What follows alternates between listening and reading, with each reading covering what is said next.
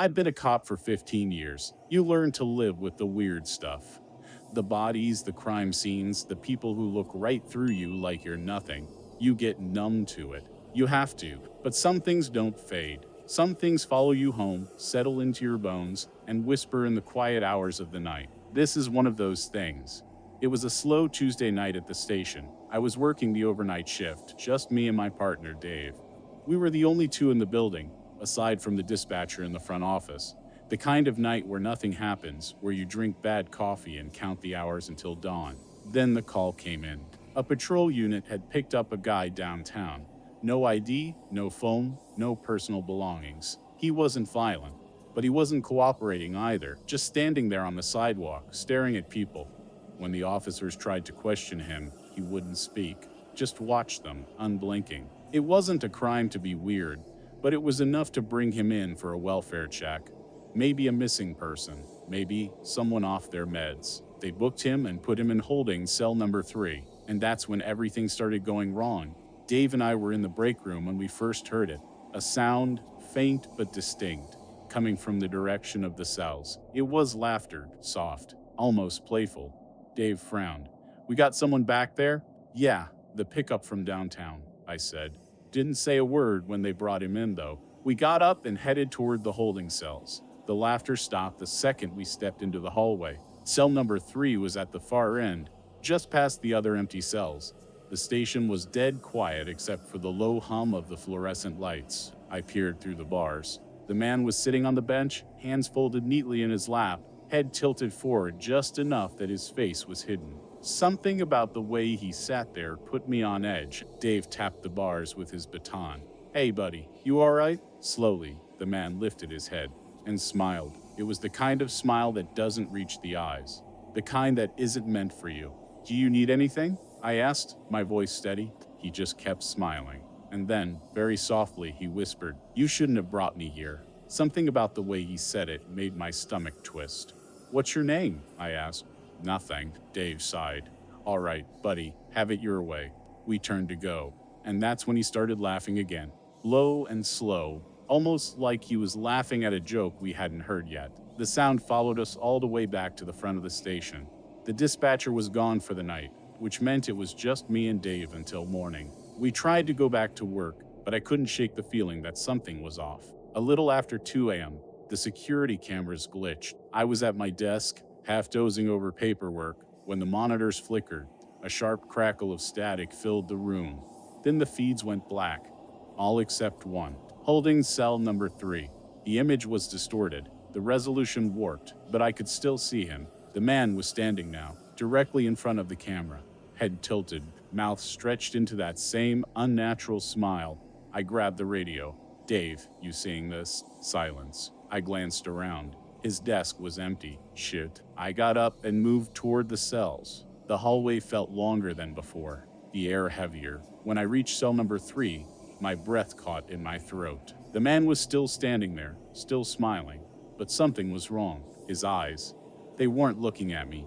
They were looking past me, over my shoulder. I turned fast, my hand going to my gun, but the hallway was empty. The cold knot in my stomach tightened. I turned back to the cell. The man was gone. The cell was empty. I stumbled backward, my pulse hammering. No, that was impossible. The door was still locked. There was no way out. And yet, the cell was empty. Then, from somewhere behind me, looking for me, I spun, my heart slamming against my ribs. He was standing at the end of the hall, outside the cell. His face was wrong now, stretch. His grin too wide, his teeth too many. Dave was there too, only he wasn't moving. He was standing, stock still, eyes wide and glassy, like he was trapped inside his own body. And the man, the thing, it leaned toward him, whispered something in his ear. Then Dave's mouth opened, and he started laughing. I ran. I don't remember reaching my car, don't remember how I got home, but I never went back to the station. Dave's family said he quit the next morning, packed up and left town without a word. The official report said the man was never booked, said there was no record of an arrest that night, said cell number 3 had been empty. But I know what I saw, and I still hear it sometimes. The laughter, low, slow, like he's still watching me, weighing. The worst calls are the silent ones. You'd think it would be the standoffs, the domestic disputes, the armed robberies. Those are bad, sure, but at least in those you know what you're walking into. You can see the danger, you can react. But when dispatch sends you to a scene where there's no screaming, no gunfire, no chaos, just dead air on the other end of the line, that's when the real fear creeps in. I've been a cop for 12 years. I've handled everything from drunk drivers to homicide scenes, but nothing ever got under my skin the way this one did. It was a Wednesday night, around 2:30, and my partner, Ruiz, was out sick, so I was patrolling solo. It had been a quiet shift, just a few noise complaints and one meth head trying to break into a laundromat. I was parked near an old strip mall, sipping bad gas station coffee, when the call came through. Unit 12. Respond to 806 Fairview Drive. Possible intruder, open line on 911. No one speaking. I keyed my radio. Copy, dispatch, en route. Fairview was an older neighborhood, a mix of rundown rentals and houses that hadn't been touched since the '70s. The kind of place where people kept their heads down. No one called the cops unless they had to. As I pulled onto the street, I killed my siren and slowed to a crawl. The house was at the end of the block, a squat, single-story place with a dying lawn and a porch light that flickered weakly. I parked a few doors down, stepping out quietly. The air smelled like rain and old leaves. Dispatch, I'm on scene. No movement outside. Gonna check it out. Copy Unit 12. Backup is 10 minutes out. 10 minutes. That was a long time to be alone if something went wrong. I approached the front door. It was slightly ajar. That set off alarms in my head. A lot of times, burglars force entry, but sometimes they find an unlocked door, slip inside, and don't make a sound. Those are the worst. Homeowners wake up with someone already standing in their bedroom. I pushed the door open. Police, my voice echoed into the darkened house. Anyone inside? Silence. I stepped in, hand on my holster. The air inside was stale, thick with that closed-up smell of a place that hadn't been aired out in a while. The living room was cluttered but not ransacked. A single lamp burned in the corner, casting long shadows over old furniture. A low murmur came from down the hall. I froze, heart hammering. It was faint, almost like a TV left on in another room. Hello? I called again. No response. I moved deeper inside, past a narrow kitchen, down a short hallway. The noise was coming from a partially open door at the end, a bedroom. I pushed the door open slowly. The room was empty. Bed unmade, closet door slightly ajar, but on the nightstand, an old corded phone lay off the hook, the receiver resting beside it. The dull hum of an open line buzzed from the speaker. My stomach twisted. Someone had called 911 from this phone. They had been right here, but where the hell were they now? A floorboard creaked behind me. I spun, drawing my weapon. The hallway was empty. The house suddenly felt smaller, suffocating. My skin prickled. Unit 12, status check. I exhaled slowly and raised my radio, still checking the house. Something's off. Copy. Eta on backup, 5 minutes. I turned back to the bedroom. That's when I noticed something I hadn't before, the closet door. It was open just an inch wider than it had been. I raised my gun. I know you're in there. Come out slowly, hands where I can see them. Silence. My fingers tightened on the grip. I stepped forward, reached out, and yanked the door open. Nothing. Just coats, old boxes, the smell of dust. A whisper of cold air brushed past my ear. I spun again, scanning the room. My pulse was hammering. I knew I wasn't alone in this house. Then, from the living room, a sound. Click. The lamp turned off. The room sank into darkness. I swore under my breath, fumbling for my flashlight. The beam cut through the black, but my hands were shaking now. Something moved in the hallway. Not footsteps. Not the creak of the old wood. Something dragging. I backed into the bedroom, every instinct in me screaming to get the hell out. Then I saw it. Just outside the doorway, barely visible in the dim glow of my flashlight. A hand. Pale, fingers curled slightly, motionless against the floorboards. I swallowed hard. Dispatch, I need backup now. Unit 12, they're 1 minute out. I inched forward, keeping my gun trained. The hand didn't move. It wasn't gripping a weapon. It just lay there. I took another step, and the hand slid out of sight, vanishing into the dark hallway. I didn't breathe, didn't blink. It hadn't pulled back. There had been no flex of fingers, no shift of an arm. It had just moved, like something had dragged it, something I couldn't see. That was it. I wasn't waiting for backup. I turned and bolted for the front door, flashlight swinging wildly. I hit the porch just as another squad car screeched to a stop in front of the house. Officer Dempsey jumped out, hand on his gun. "What the hell, Reynolds?" I turned, pointing back at the house, trying to catch my breath. "There's someone inside?" Dempsey frowned, then stepped past me, weapon raised. I followed, pulse still racing. The house was empty. No hand, no whispering, no dragging sounds, just an off-the-hook phone buzzing softly in the bedroom. We searched the whole damn place, top to bottom.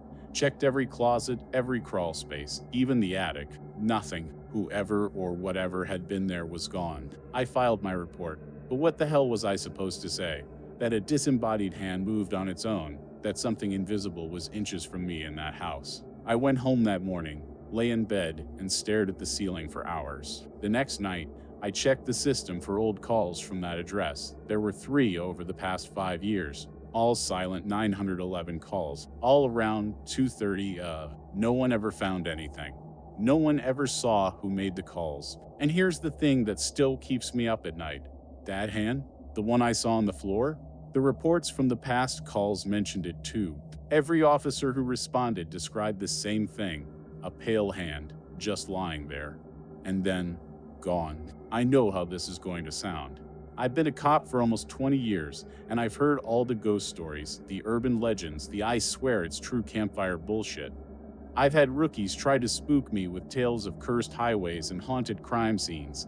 I used to laugh it off, not anymore, because now I've got my own story. And I can't explain it. It started with a case I barely remember. A missing girl, 12 years old, vanished from her backyard one summer evening.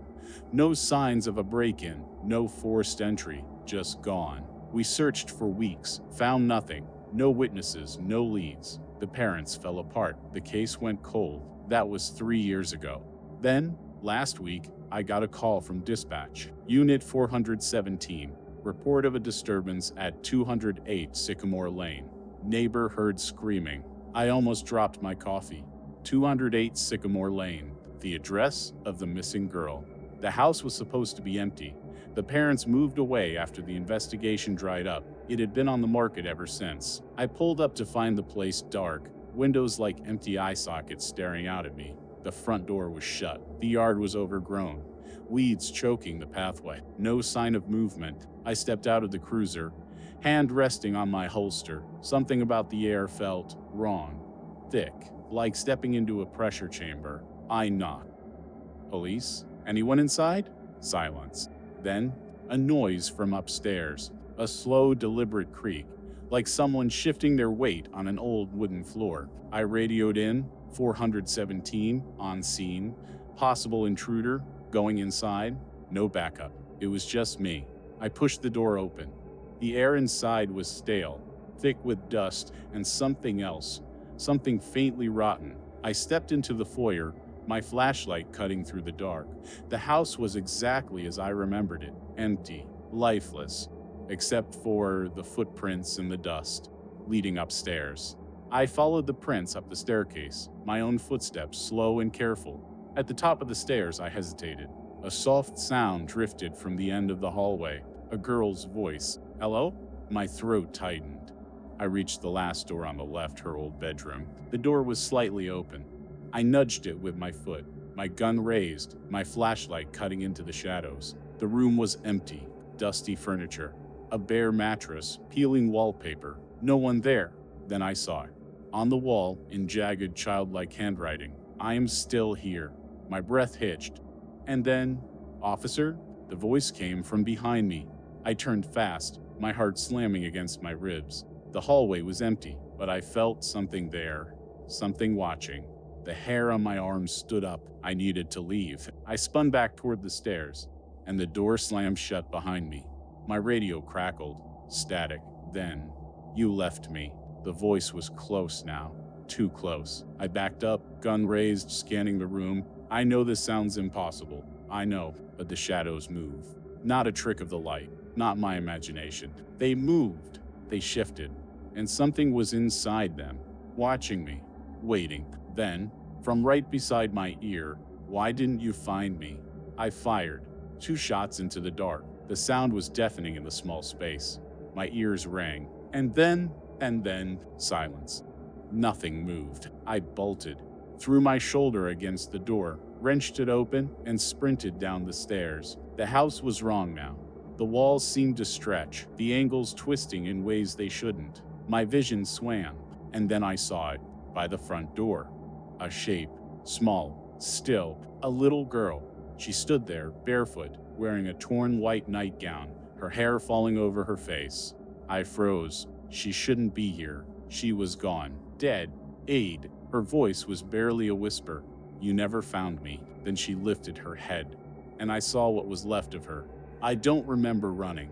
I don't remember getting in my car, but I remember the road, dark, endless, and the feeling that something was behind me.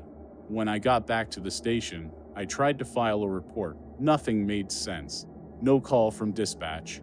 No records of a neighbor reporting screams. And the house? The house wasn't there. Burned down 2 years ago. A gas leak. No survivors. I didn't sleep that night. The next day, I went back to Sycamore Lane. Just an empty lot. But as I stood there, staring at the blackened ground, I felt it. A presence. Watching. Waiting. And then, ever so softly, the wind carried a whisper. "You never found me."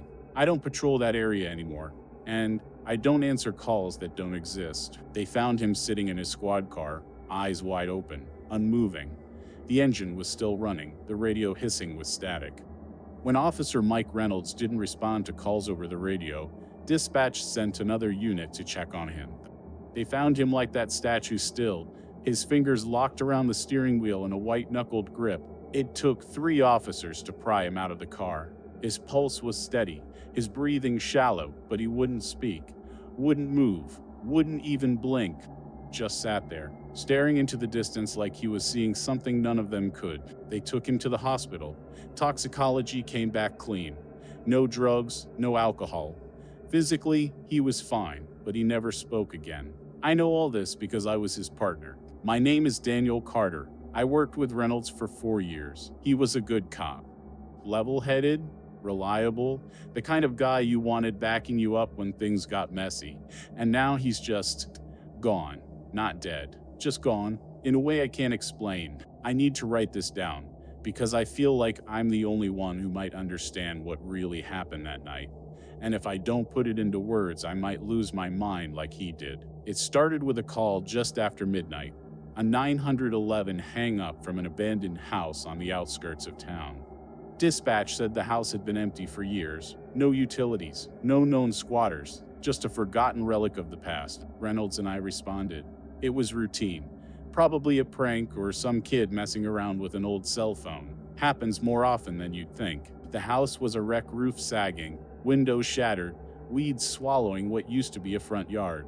The front door was slightly ajar. Not kicked in, just open, like it had been waiting for us. We went in, flashlights sweeping over peeling wallpaper and dust-choked furniture. The air was thick, musty. It smelled wrong, not like rot, not like mold, just wrong. "Police," Reynolds called out. "Anyone here?" Silence. We split up. I took the first floor, he took the second. The place was empty, no footprints in the dust, no signs of recent activity.